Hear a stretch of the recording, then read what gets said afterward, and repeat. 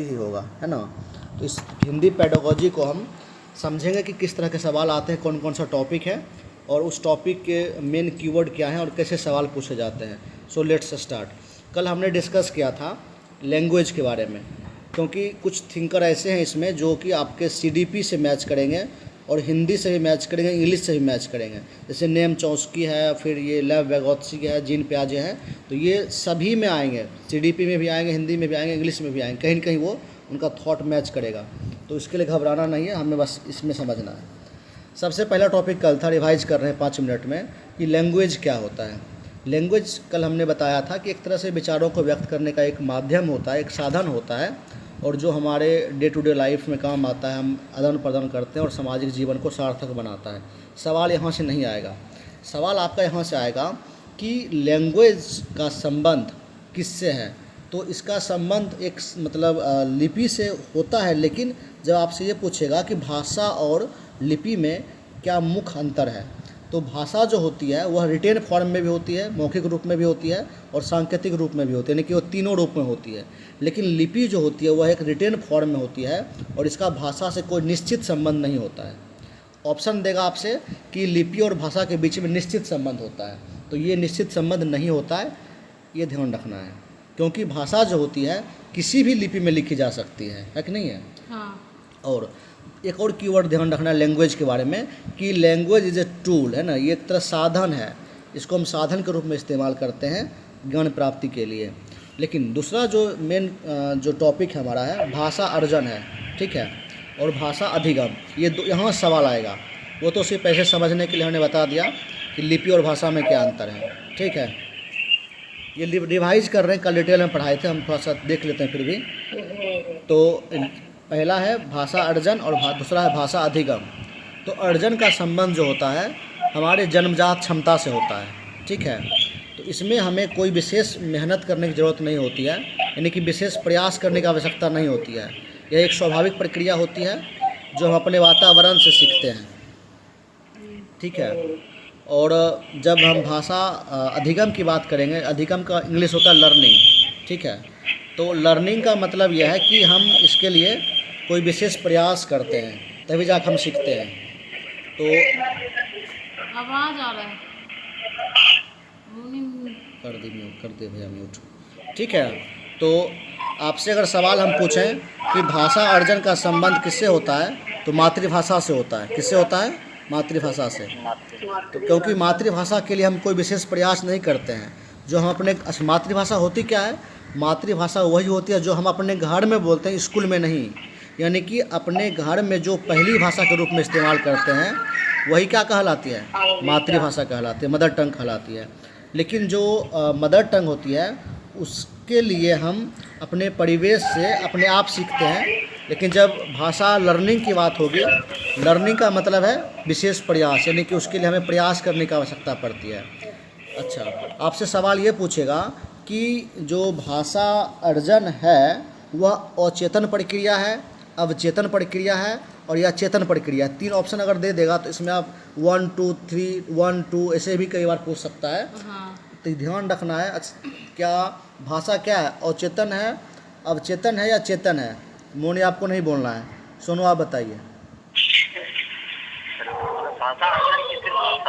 क्या।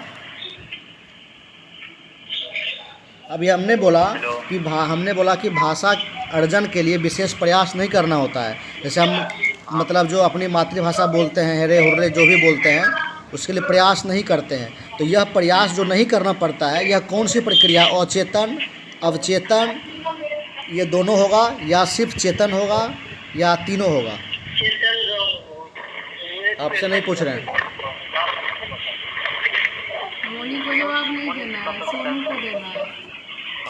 आवाज़ जिसका आ रहा है अपने बगल से वो म्यूट कर देंगे, ठीक है। चलिए, उसमें अचेतन का अर्थ आप नहीं समझ पा रहे हैं, सोनू जी आपसे पूछ रहे हैं। अचेतन? हाँ, अचेतन और अवचेतन का मतलब नहीं। समझिए, और अमन वो भी है लाइन पर, ध्यान समझ लेंगे। तो हमारे माइंड में 3 लेयर होता है, मतलब हमारे माइंड में 3 लेयर होता है विचारों का।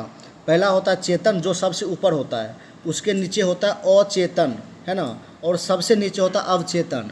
ये तीनों जो होता है माइंड का जो एक लेयर होता है, एक जैसे मान लो कि 3 मंजिला इमारत है समझने के लिए, तो जो सबसे नीचे का इमारत है ग्राउंड फ्लोर वो कहला जाएगा अवचेतन, इंग्लिश में बोलते हैं सब कॉन्शस। क्या बोलते हैं? सब कॉन्शस। और जो सबसे ऊपर होता है उसको बोलते हैं चेतन हिंदी में, और इंग्लिश में बोलते हैं कॉन्शस, है ना। और जो बीच में होता है उसको बोलते हैं अनकॉन्शस, है ना। समझ में आ रहा है? अवचेतन जिसको बोलते हैं, हाँ, बीच वाला बोलते हैं अवचेतन, अनकॉन्शस। देखिए इंग्लिश में याद रहेगा कॉन्शस। कॉन्शस का मतलब क्या? चेतन। और चेतन का हिंदी होता है जगा हुआ मस्तिष्क। क्या होता है? जगा हुआ मस्तिष्क। यानी कि हम अपने डे टू डे लाइफ में जो कुछ भी करते हैं, खास करके जो अपने आप करते हैं वो हम अपने निचले माइंड से करते हैं, यानी कि हमारे माइंड के किसी हिस्से में आदत बन गया है, अवचेतन माइंड में चला गया है, और वो अवचेतन जब चला जाता है नीचे में, सॉरी, हाँ अचेतन, अचेतन बीच वाला है और नीचे वाला अवचेतन है। यानी कि चेतन से नीचे जब अचेतन में जाएगा तो यानी कि वो हमारी धीरे धीरे वो डे टू डे हैबिट में आ जाती है, और फिर जब वो सबसे लास्ट में चला जाएगा तो कहने का अर्थ है कि हमारी लाइफ का हिस्सा बन जाता है। फिर हम वैसे ही बिहेव करने लगते हैं, चाहे कितना भी प्रयास करें वो अपने आप होता है। इसका मतलब है जब मातृभाषा अपने आप सीखते हैं तो इसका संबंध इस दोनों से होगा, अवचेतन से और अचेतन से, चेतन से नहीं होगा। समझ में आ रहे हैं? चेतन का मतलब हम उसके लिए प्रयास करते हैं, यानी कि चेतन का मतलब जैसे आप किसी को डांटते हैं, बच्चे को ऐसे मत करो बुरी बात है, इसका मतलब उसको आप डांट रहे हैं, बता रहे हैं, तो फिर वो अलर्ट हो रहा है, अच्छा ऐसे नहीं करना है, फिर वो सोच समझ के व्यवहार करता है। इसका मतलब वो चेतन मस्तिष्क से कर रहा है। चेतन का मतलब है कि जगा हुआ मस्तिष्क, यानी कि हम सोच के करेंगे तभी जाके वो व्यवहार कर पाएंगे। अब बिना सोचे जब करेंगे तो अवचेतन और अचेतन इस दोनों से करेंगे। अब समझ में आया?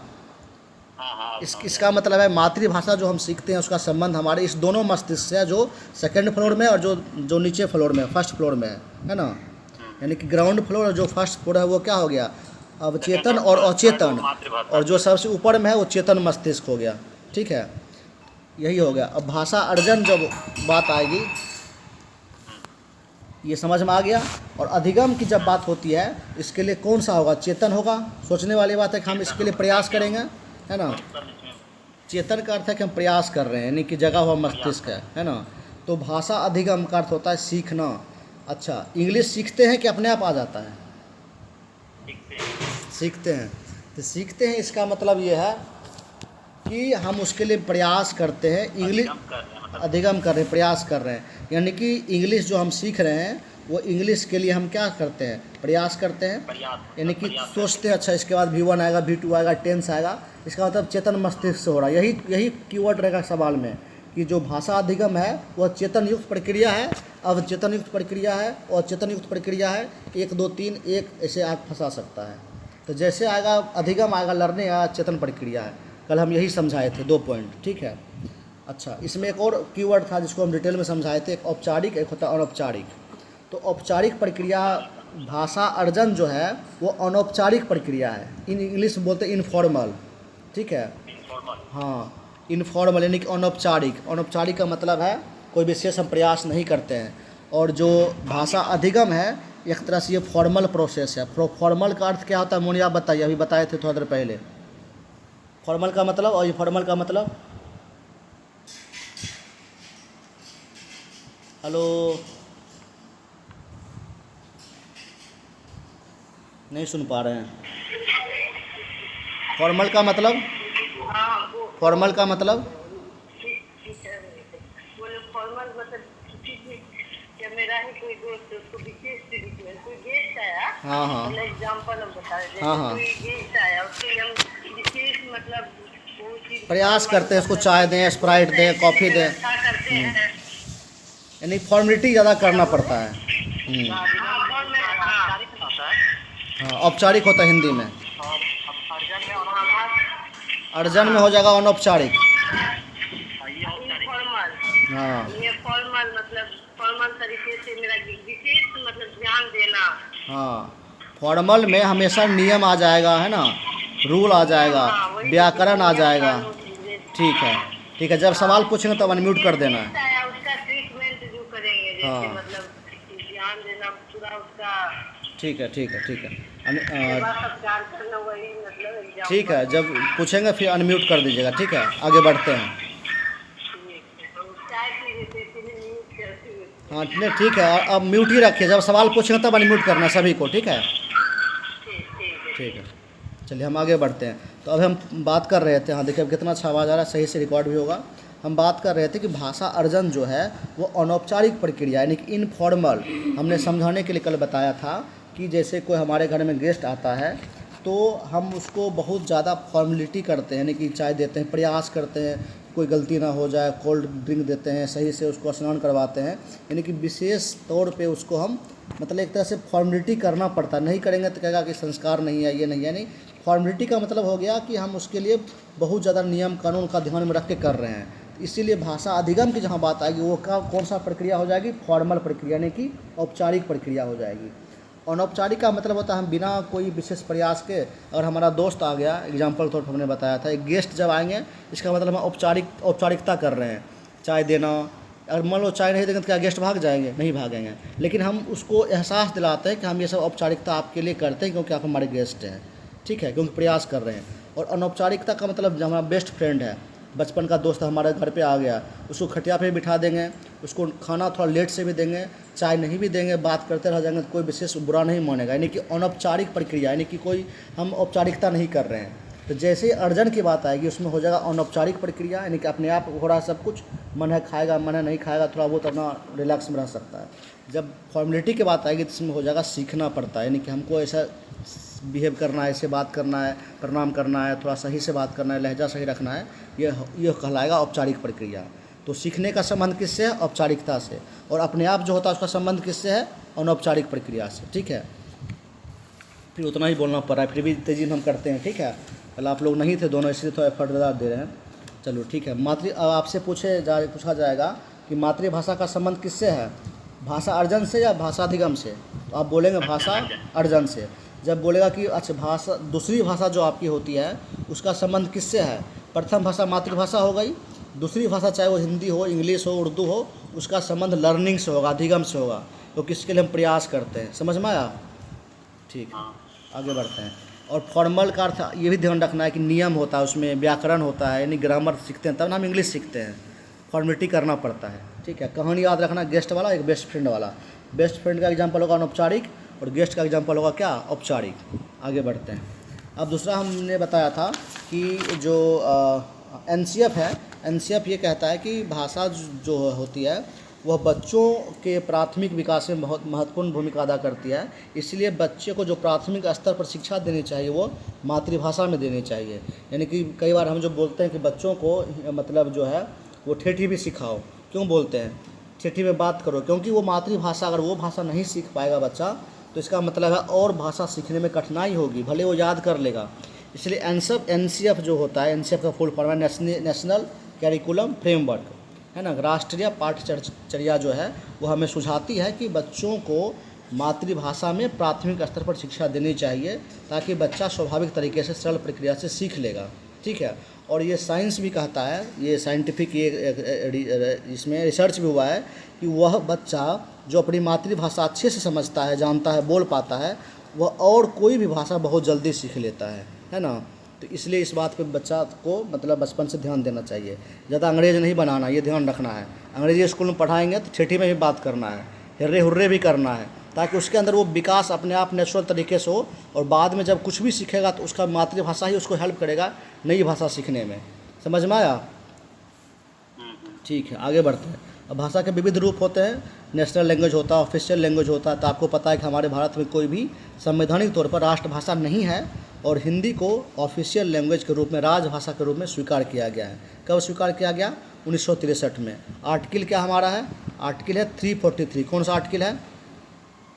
तुम तो बोलो कम से कम साथ में। हाँ 343। हाँ जी, जो मतलब 343। ठीक है, आगे है भाषा सीखने के चरण, है ना। भाषा सीखने के चरण, तो भाषा सीखने के कई चरण होते हैं। पहला होता है 6 सप्ताह में बच्चा कुकिंग करता है, कुकू करता है, फिर बड़बड़ाता है 6 महीने के माह के बाद, फिर 1 साल में जब होता है वो एक शब्द 1 वर्ड स्टेज टाइप का बोलता है, पापा पापा ऐसे करके, है ना। उसके बाद फिर वो सब नहीं पूछेगा। 2 साल का जब होता है, 4 साल का, तब लंबा उच्चारण करता है, ये सवाल नहीं पूछेगा। सवाल आपसे ये पूछेगा कि जो होता है भाषा शिक्षण जो होता है उसकी प्रमुख विधि कौन कौन सी है। उसमें 2 इम्पॉर्टेंट है, ऐसे तो 6-7 विधि है। पहला है व्याकरण विधि, यानी कि भाषा का नियम जो होता है उसके माध्यम से हम सीखते हैं। जैसे इंग्लिश सीखते हैं हम व्याकरण सीखते हैं, है ना। उसी प्रकार से व्याकरण अनुवाद विधि भी होता है, यानी कि हम उसको व्याकरण के आधार पर अनुवाद करते। जैसे हम लोग बचपन में पढ़े थे, ट्रांसलेशन बनाते थे ना ग्रामर का, जो ऑक्सफोर्ड का था, हिंदी से इंग्लिश करते थे, इंग्लिश से हिंदी करते थे, है ना। ये व्याकरण अनुवाद विधि हो गया। तीसरा होता है डायरेक्ट मेथड। इसमें हम क्या करते हैं, मौखिक रूप से डायरेक्ट बच्चों को बताते हैं, ऐसे बोलो, ऐसे करो। तो इसमें क्या होता है कि शिक्षार्थी की जो मातृभाषा होती है उसकी मध्यस्थता के साथ साथ अन्य भाषा सिखाई जाती है। इसमें हम क्या करते हैं, जैसे कि इंग्लिश हमको सिखाना है तो हम डायरेक्ट इंग्लिश में बात नहीं करते हैं। जो मातृभाषा हमारी होती है पहले हम उसी में बात करते हैं, फिर कहते हैं अच्छा इसका मतलब ये हुआ, तुम इंग्लिश में बोलो। ये क्या हो गया, डायरेक्ट मेथड हो गया, यानी कि जो हमारा भाषा है मातृभाषा डायरेक्ट उसी से सिखाएंगे। ये समझ में आया। इसका सम्मिश्रण विधि होता है, इसमें बहुत सारा मेथड मिक्स कर देते हैं शिक्षण प्रक्रिया में। इसमें व्यवहारिक पक्ष भी होता है, थोड़ा ग्रामर भी होता है, ये सब मिक्स करके सिखाते हैं। और लास्ट 5वां हमारा है कम्युनिकेटिव मेथड।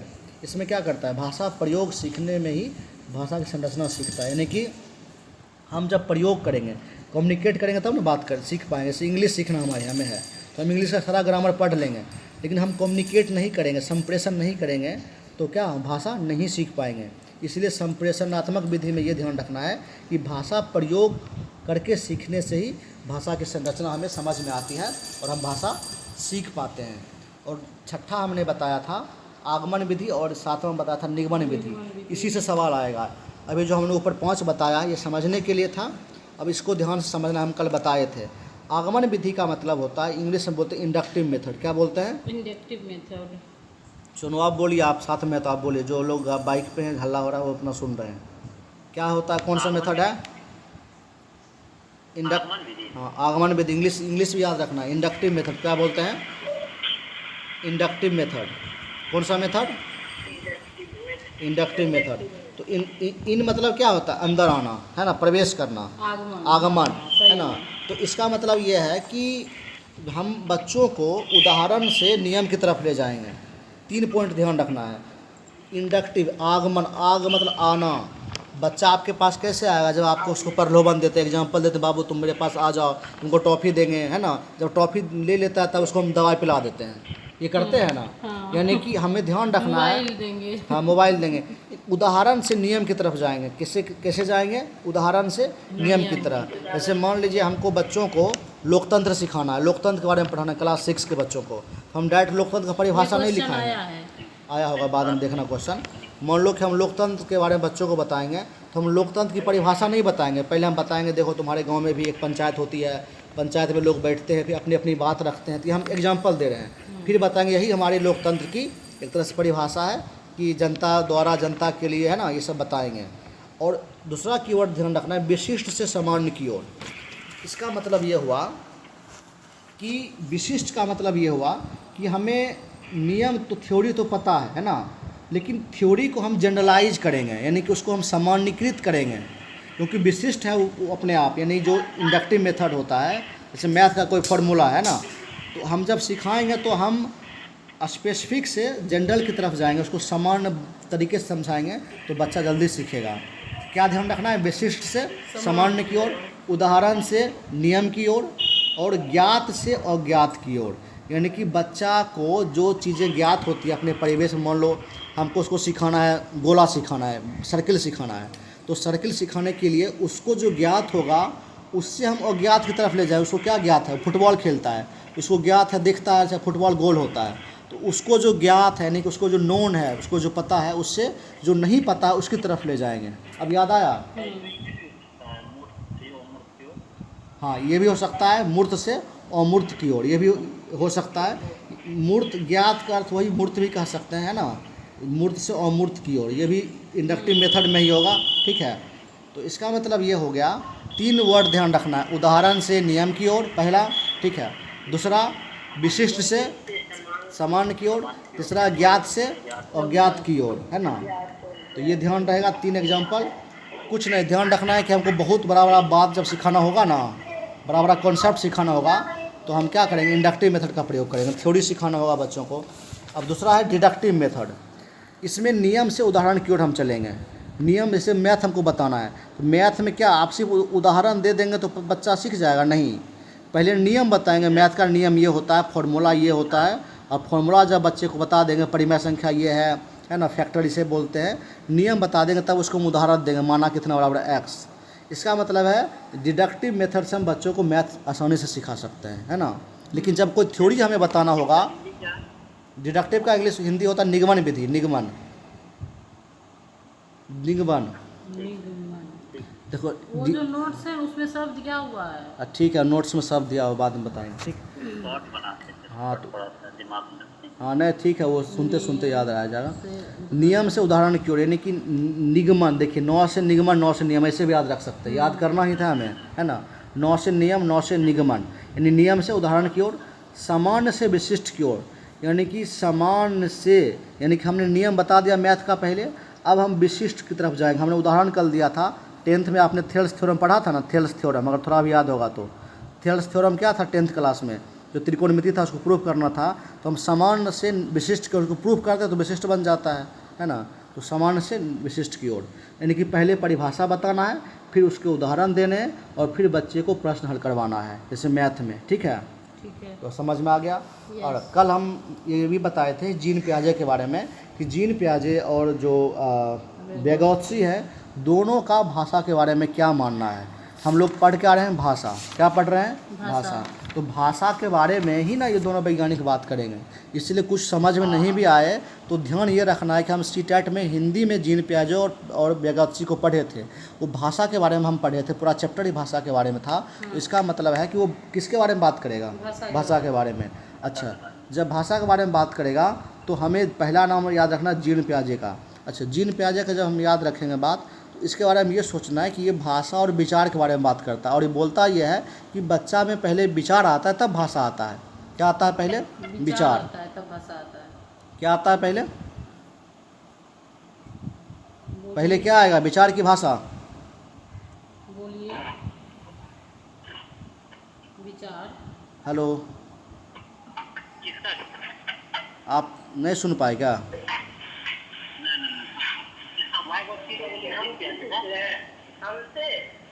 नहीं, सोनू से पूछा। आप कहीं बाहर हैं क्या?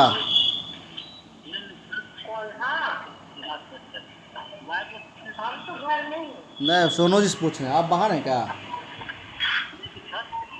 छत पे हैं। आप एक जगह बैठ जाइए जहाँ आ रहा है आवाज़, अच्छे से बैठ जाइए। हम ये बोल रहे हैं कि जीन पियाजे की जब बात आएगी तो जीन पियाजे का कहना यह है कि बच्चों में आवाज़ म्यूट कीजिए, जहाँ आवाज़ आ रहा है, जिसका आवाज़ आ रहा है म्यूट कीजिए। हाँ ठीक है। अब हाँ, ध्यान सुनना है, आराम से सुनेंगे याद हो जाएगा, जितना सुनेंगे ध्यान से उतना याद होगा। जिसको आवाज़ नहीं आएगी वो फिर बोलेंगे कि नहीं समझ पाए, नहीं सुन पाए। जीन पियाजे एक वैज्ञानिक हैं और वेगोत्स्की भी वैज्ञानिक हैं। दोनों बच्चों के भाषा के बारे में सोचते हैं, इतना ध्यान रखना है। और बच्चों के भाषा के बारे में जब सोचते हैं तो दोनों भाषा के बारे में ही बात करेंगे, लेकिन दोनों का विचार क्या होगा, अलग होगा। पियाजे साहब जो है वो ये कहते हैं कि बच्चों में पहले विचार आता है तब भाषा आती है। इसको रटना नहीं। हमने कल एग्जाम्पल दिया था, मान लीजिए आपके घर में कोई बच्चे होंगे, आप उसको जब कोई खिलौना लाकर देते हैं, उसको आप अकेले में छोड़ दीजिए, किसी घर में छोड़ दीजिए कोई खिलौना लाकर, वो खिलौनों के साथ खेलता है। देखिए, कोई नहीं भी रहेगा वो कुछ कुछ बात करता है, बाबू कैसा है। मान लो कोई गुड़िया है, लड़की गुड़िया से खेल रही है, उसका नाक पकड़ेगी, उसका पैर पकड़ेगी, उसको साड़ी पहनाएगी, अच्छा ये करना है, यानी कि विचार सोच रही है क्या क्या करना है। फिर जाकर मम्मी की बोलेगी, मम्मा एक छोटा सा कपड़ा देना, हम गुड़िया को हम साड़ी पहनाएंगे। वो कहाँ से वो भाषा आई कि हम साड़ी पहनाएंगे, उसके विचार से आया ना, कि वो पहले सोची अच्छा गुड़िया है इसको साड़ी पहनाना चाहिए, उसके मन में विचार तो आया होगा ना कभी कि लड़की है इसको साड़ी पहनाते हैं, तब जाके वो भाषा बोली कि हमको मम्मी साड़ी दो। ये एग्जाम्पल हमेशा याद रखना है। आप थ्योरी से कभी एग्ज़ाम पास नहीं कर पाएंगे, हम हमेशा बोलते हैं। आपको अगर मेरी कहानी याद है, वो पूरा कॉन्सेप्ट याद है, अपने जीवन से जोड़ पा रहे हैं, तब तुरंत पकड़ लेंगे, नहीं भी पता है। जैसे हम पियाजे की बात करेंगे, आपको बच्चों का खिलौना सोचना है, गुड़िया के बारे में सोचना है कि बच्चा गुड़िया से खेल रही है, बच्चा खिलौना से खेल रहा है, तो किसके बारे में सोचेगा, पहले विचार आएगा उसके मन में क्या करना चाहिए, अच्छा इसको ऐसे लगाना चाहिए, इसको ऊपर भी लगाना चाहिए, कोई खिलौना है उसको जोड़ना है, तो विचार पहले आएगा, भाषा बाद में आएगी। ये किसका कहना है? प्याजे का। ख़त्म, बात ख़त्म। इसके बारे में कुछ भी अब याद नहीं करना है, बोलेंगे तो पिटाई लगेगी, ठीक है। दूसरा टॉपिक है हमारा लेव वेगोत्स्की। क्या है? लेव वेगोत्स्की। ये अंदर की बात करता है, प्याजे बोलता है नहीं, विचार पहले अंदर से आएगा तब ना भाषा बोलेगा। ये उसका उल्टा बात करता है लेव वेगोत्स्की। लेव वेगोत्स्की कहता है कि भाई पहले वो समाज में रहेगा, इंटरेक्ट करेगा, यानी अपने परिवेश से सीखेगा, यानी कि अंतःक्रिया करेगा, यानी कि बच्चा जब आपस में बातचीत करेगा तो ये बच्चा बातचीत करते करते सीख जाता है। इनका भी कहना सही है, दोनों को हमको गलत नहीं मानना है, लेकिन दोनों अपनी जगह सही है। अब इसका एग्जांपल क्या है? जैसे मान लो बच्चा गाली कहाँ से सीखता है, बच्चा अच्छा भाषा कहाँ से सीखता है? वो अपने इंटरेक्शन से सीखता है। जैसे मान लो अभी इंटरेक्शन लेवल उसका बच्चे का कम हो गया, वो मोबाइल से सीख रहा है, वो कार्टून से सीख रहा है, वो मोबाइल में जो देखता है वही भाषा बोलता है, फिर जाके मम्मा ये चाहिए, मम्मा वो चाहिए। इतना अच्छा हिंदी बच्चा क्यों बोल रहा है? वो इंटरेक्शन किससे कर रहा है? मोबाइल से कर रहा है, मोबाइल के कार्टून से इंटरेक्शन कर रहा है। इसका मतलब है कि लेव वेगोत्स्की भी अपने जगह पे सही हैं कि बच्चा अपने परिवेश से भी भाषा सीखता है, और प्याजे साहब भी सही हैं कि बच्चे के मन में विचार आता है अकेले में, फिर जाके वो भाषा बोलता है। तो जैसे प्याजे की बात आएगी पहले विचार तब भाषा, लेकिन जब ये लेव वेगोत्स्की की बात आएगी यानी परिवेश के बारे में सोचना है, यानी कि बच्चा परिवेश से सीखता है, अंतःक्रिया करता है, और फिर जाके वो अपना बात धीरे धीरे अपनी बात कहने लगता है, ठीक है। प्राइवेट स्पीच बालक के संज्ञानात्मक विकास में सहायक होता है इनके अनुसार। तो अगर कहीं प्राइवेट स्पीच की बात आएगी, जैसे कि प्राइवेट स्पीच में वो जीन प्याजे तो नहीं है, लेकिन लगभग उसी तरह की बात करते हैं कि विचार आता है तो मन में बच्चा बोलता है ना। तो लेव वेगोत्स्की कहते हैं कि बच्चे का जो प्राइवेट स्पीच होता है, जो अपने आप बोलता है, खुद से बोलता है, वह बालक के संज्ञानात्मक विकास यानी कि उसके कॉग्निटिव डेवलपमेंट, उसके दिमाग के विकास में क्या होता है? सहायक होता है। लेकिन वो बात करेंगे हमेशा परिवेश की, वो बात प्राइवेट स्पीच की नहीं करेंगे। प्राइवेट स्पीच की जब बात करेंगे तो हमें ध्यान रखना है कि संज्ञानात्मक विकास में क्या होता है? सहायक होता है। तुम बोलो, इतना हम बोल रहे हैं पूरा दम लगा के, तुम बोलो बगल से, ठीक है। लेव वेगोत्स्की कहते हैं कि भाषा जो होता है मानव का सर्वश्रेष्ठ यंत्र है, जिससे हम ज्ञान का निर्माण कर सकते हैं, हम समझ सकते हैं, समझा सकते हैं, ये सब ठीक है। अच्छा, ये कीवर्ड ध्यान रखना है जब लेव वेगोत्स्की की बात आएगी। 3 कीवर्ड ध्यान रखना है। कौन कौन? मेरे साथ अब तीनों बोलिए जो भी लाइन पे हैं, या जो नहीं बोल पाएंगे सुनिए। लेव वेगोत्स्की की बात आएगी तो बोलेंगे बच्चा किससे भाषा सीखता है? परिवेश से। किससे सीखता है? परिवेश से। अंतःक्रिया, परिवेश, अंतःक्रिया। दूसरा कीवर्ड है प्राइवेट स्पीच। क्या है? Private speech. और तीसरा कीवर्ड है सामाजिक सांस्कृतिक सिद्धांत, ठीक है। सामाजिक सांस्कृतिक सिद्धांत, यानी कि लेव वेगोत्स्की के सिद्धांत को क्या बोलते हैं? सामाजिक सांस्कृतिक सिद्धांत, ठीक है। म्यूट कर दिए, सही बात है। अच्छा, इनका कहना है कि इंटरनलाइजेशन यानी कि अंतरीकरण, हिंदी के फिर ज़्यादा मत पढ़िए हिंदी के चक्कर में, कुछ इंग्लिश याद रखिए। इंटरनलाइजेशन यानी कि अंतरीकरण, यानी कि बालक जो होता है बाहरी वातावरण के अवलोकन को अपने भीतर आत्मसात करके सीखता है। ये किसका कहना है? ये कहना है लेव वेगोत्स्की। क्योंकि जैसे बाहर की बात करेगा हमें ध्यान रखना है लेव वेगोत्स्की के बारे में, अंदर की विचार की बात जब आएगी तो प्याजे के बारे में सोचना है। तो ये लेव वेगोत्स्की साहब कहते हैं कि बच्चा अवलोकन करता है और अपने भीतर आत्मसात करता है। जैसे अवलोकन करता है कि अच्छा वो मतलब क्या करता है, फुटबॉल खेलता है, देखता हमको भी खेलना चाहिए। या होता है कि वो जाता है मान लो कहीं घूमने जाता है तो लगता है अच्छा हमको भी जाना चाहिए। इसलिए बच्चा क्या करता है? अवलोकन करता है और सीखता है, ठीक है। अब लास्ट ये पॉइंट है, लेव वेगोत्स्की ने सिद्धांत में भाषा के 3 महत्वपूर्ण पक्ष हैं। पहला है सामाजिक पक्ष यानी सोशल स्पीच, यानी कि 2 वर्ष की उम्र में। इसका मतलब ये हो गया कि जब बच्चा 2 साल का होता है तो जो पापा पापा मामा मामा ऐसे बोलता रहता है, जो उसके आसपास जो लोग बोलते हैं, वो 2 वर्ष की अवस्था में वो सामाजिक वाक सीखता है ना। पहला हो गया सोशल स्पीच, दूसरा हो गया प्राइवेट स्पीच। देखना जब 3 से 6 साल का जो बच्चा है, ऐसे मान लो हमारे घर में प्रज्ञान है, ऐसे आपके घर में मिष्टी है, उधर मान लो रशियन है, ये सब किस स्टेज में है? 3 से 6 वर्ष के स्टेज में है। इसका मतलब प्राइवेट स्पीच उसके अंदर आएगा, है ना। कोई कार्टून देख रहा है, देखना अपने हंसने लगता है, कई बार कुछ बोलने लगता है। इसका मतलब है 3 से 6 वर्ष की अवस्था में प्राइवेट स्पीच होता है। और तीसरा होता है आंतरिक मौन वाक, साइलेंट इनर स्पीच। 6 वर्ष के बाद सौम्या है, अब 6 वर्ष प्लस हो गई है। अब उसको मम्मी कुछ बोलेगी तो बुदबुदाएगी नहीं, लेकिन वो चुप रहेगी। बुदबुदाएगी तो उसको डर लगेगा कि मम्मी मारेगी, है ना, रिएक्ट नहीं करेगी। लेकिन रिएक्ट नहीं करते करते वो मौन रहेगी और मन ही मन कुछ सोचेगी, मन मन वो गुस्सा हो जाएगी, चेहरा अजीब कर लेगी। यानी नॉट ओनली सौम्या, मतलब जो भी 6 साल के बच्चे हैं उन्हें एग्जाम्पल दिया कि उसके अंदर ये लक्षण दिखेगा, ठीक है। इसका मतलब है लेव vygotsky ने भाषा के सिद्धांत के 3 महत्वपूर्ण पक्ष बताए हैं। पहला सामाजिक वाक, सोशल स्पीच, दूसरा है प्राइवेट स्पीच और तीसरा है साइलेंट इनर स्पीच यानी कि आंतरिक मौन वाक। ये ख़त्म हो गया लेव vygotsky। हम कल 1 घंटा में यही डिस्कस किए थे, जो अभी हम लगता है आधा घंटा लगभग ले ही लिए होंगे फिर से। ये आप दोनों के लिए इतना टाइम बर्बाद किए हैं, वो रामानंद भैया के लिए और आपके सोनू जी के लिए। अब समझ में आया कि नहीं कुछ भी? अब तीनों बोलिए, समझ में आया? समझ में आया? हाँ 2 दिन में 15 नंबर फिक्स। हाँ, नहीं आएगा अगर तो फिर गलती आपकी है। पैडागोजी हम बनाए ना तो आप डेली 1 घंटा पढ़िए। ये सचिन और हिमांशी चक्कर मत पढ़िए। जो आप देख रहे हैं हम उसको रोक नहीं रहे हैं, लेकिन जो आप ये नहीं करेंगे तो फेल करेंगे। हम दावे के साथ कहते हैं, कितना भी पढ़ लीजिए, ये जो डिस्कशन होगा ना उससे बेहतर कुछ नहीं है, क्योंकि यहाँ पर याद हो जाएगा। क्वेश्चन देखेंगे, क्वेश्चन में कहाँ गलती कर रहे हैं आप खुद मेरे साथ करेंगे तो याद होगा।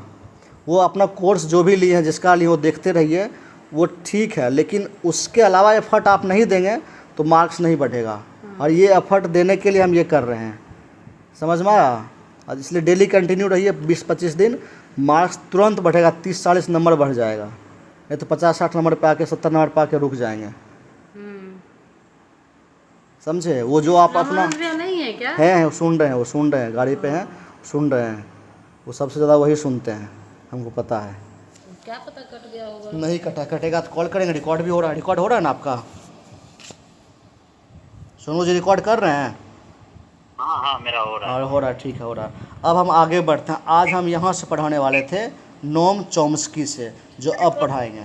ठीक है, आगे करें? अभी ख़त्म करेंगे एक पूरा, मतलब 3 पेज 6 पेज है, पूरा हिंदी ख़त्म, यानी कि 3 पेज हो चुका है। आगे बढ़ें? पैडागोजी क्या आगे जो पढ़ाइएगा पीडीएफ भेज देते हैं। 1 सेकंड, सही रुकिए, हाँ। को नहीं भेजे। कल भेजी थी।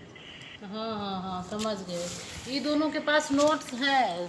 इसको वहाँ पे ना कॉल रिकॉर्डिंग का स्टॉप कीजिए, सेव कर लीजिए। अभी फिर जब नोम चॉम्स्की शुरू करेंगे वहाँ से ओके कीजिएगा, ठीक है? इसको सेव कर लीजिए, रिवीजन क्लास।